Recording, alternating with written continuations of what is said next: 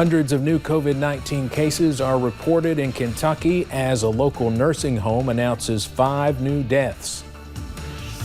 A man accused of stabbing his ex-wife during the holiday weekend is arrested in Tennessee. We'll take a look at the process of bringing him back to Kentucky.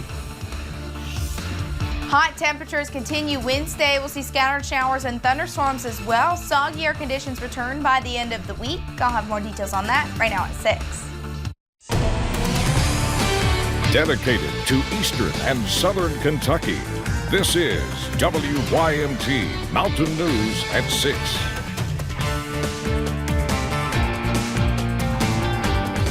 Good evening again. I'm Steve Hensley. A Bell County man is behind bars in Tennessee accused of stabbing his ex-wife. It happened on the 4th of July in Middlesboro. WYMT's Will Puckett has the latest. In this apartment building on the 4th of July, Middlesboro police say a man stabbed his ex-wife in the throat. She was transported to the hospital and eventually flown out with serious physical injury. She had her throat sliced.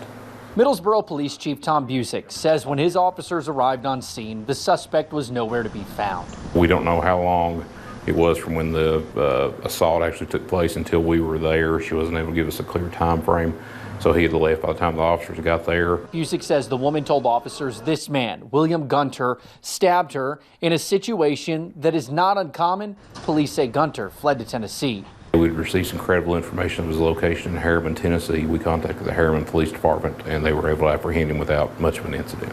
Gunter is now in custody, and the process to bring him back to Kentucky could spell out to be a long one. This will kind of depend on their process in Tennessee because he'll have to be arraigned in a Tennessee court.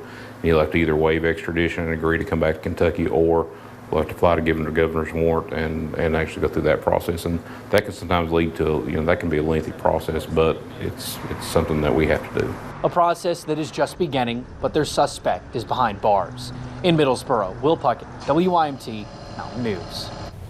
William Gunter is facing first-degree assault charges. We do not know the woman's condition tonight.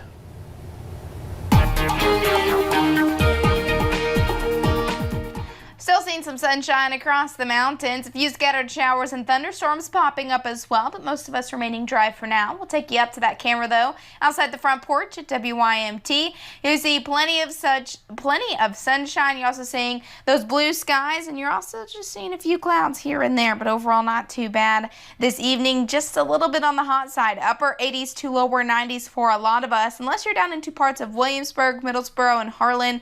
Kind of closer to those low to mid 80s, even those lower 80s over into Twice, so slightly cooler but still on the humid side. You're seeing those dew points into the upper 60s to lower 70s for a lot of us, so that's in that uncomfortable to instant sweat category, and that's what's making it feel like the lower 90s for a lot of us. Feeling like 94 in Jackson, 92 in Moorhead, 89 in Pikeville, and still feeling like those upper 80s to lower 90s down into parts of the Cumberland Valley. But a few pop-up showers and thunderstorms in parts of Letcher and Harlan counties. You could see up to the north in Ohio, some more showers and storms up there. So we'll continue to watch those pop-up showers and thunderstorms throughout the rest of the evening hours. We'll continue the hot temperatures over the next few days along with those scattered storms. And then we'll be tracking a little bit more rain heading into the weekend as a cold front moves in. I'll have more details on that coming up in a little bit.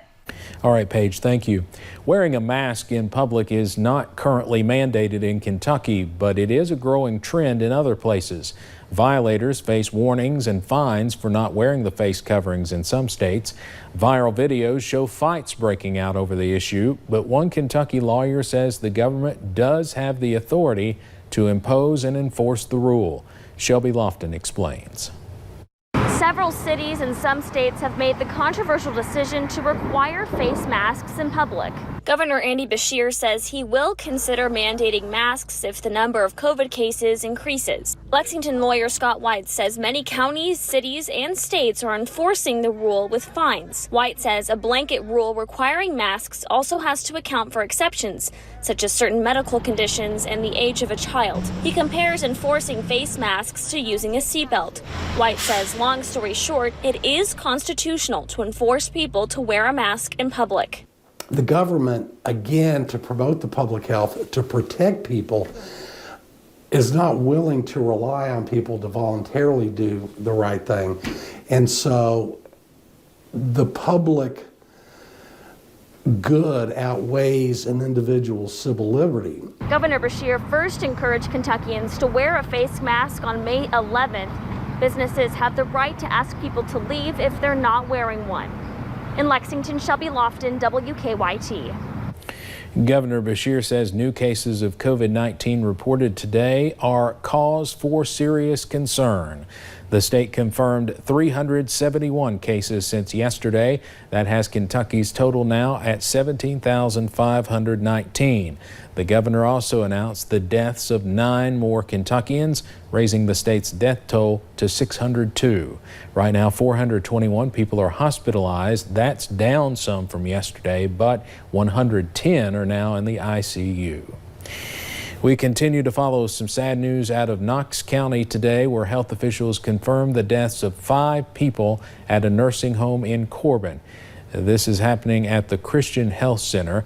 According to a release from Christian Care Communities that operates the facility, 4 of the 5 people were in hospice and had prior health conditions. In that release, the operators say, quote, "Any death is a tragedy and the loss is felt by family, friends, and our staff. The Christian Health Center is a critical part of our region's healthcare system, and we appreciate the support and prayers from the community as we work diligently to combat the virus." A state lawmaker who has come out against Governor Beshear's emergency orders during the pandemic now wants to limit his power. State Representative Savannah Maddox pre-filed a bill today to change the authority the governor has during a state of emergency. The bill would only allow emergency orders issued by a governor to last up to 14 days.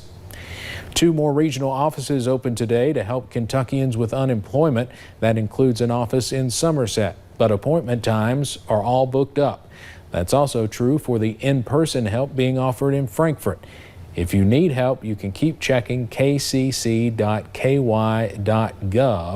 If someone cancels their appointment, that time slot will be reopened.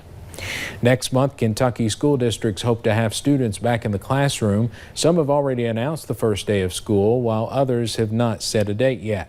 Education leaders say they need flexibility when it comes to having in-person learning again. WYMT's Phil Pendleton has more on their concerns. Lawmakers are hearing about the daunting task of trying to bring back students and staff, providing multiple modes of instruction. with a pandemic that isn't showing signs of letting up. And then handling vulnerable staff and how we're going to do that. Education leaders told House and Senate committee members there are still a lot of unanswered questions. Will we have the funding necessary to acquire cleaning supplies and materials? Eric Kennedy says surveys show some want students back in class, others want more at-home learning. And then there's the subject of masks. But it is an expectation, and it is going to happen. There obviously will be students that will want to defy that, and that's going to be a very difficult classroom management obstacle. With so many unknowns, it's almost like trying to attack a moving target. We don't know exactly what's going to happen this fall, especially when it comes to high school sports. The State High School Athletic Association commissioner says this is all like walking a tightrope. We have spent the entire summer trying to plan to where whatever goes on in school sport does not inhibit the start of school. Tackett says some districts have started activities only to pause, but he's optimistic about the next few months. We are looking at having fall sports. Without doubt, we are still planning for fall sports. If that means only one parent in the stands, my wife and I need to go ahead and plan for what that's going to look like. Tackett says sports are important because in some communities, it's their #1 dropout prevention tool. In Frankfort, Phil Pendleton, WYMT Mountain News. The Senate committee chairman says plans for reopening will vary for each school district. Pikeville Medical Center is focused on emergency safety during the summer. PMC has seen an increase in injuries as people take advantage of the weather. Doctors urge extra safety precautions such as staying hydrated, wearing safety equipment, and being aware of your surroundings. Dr. John Fleming says preventable injuries are becoming more common. This year it's even more so because people were holed up in the house for so long. Now they're anxious to get outside, doing things they haven't done since last year or maybe ever, taking more chances.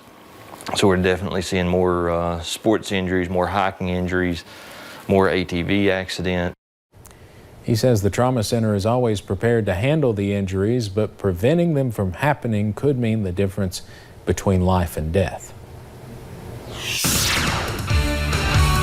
The hot and humid conditions continue Wednesday, along with the chance for some scattered thunderstorms. A hot look at that forecast coming up. And one local business rallies around a Perry County man who recently lost his home to a fire.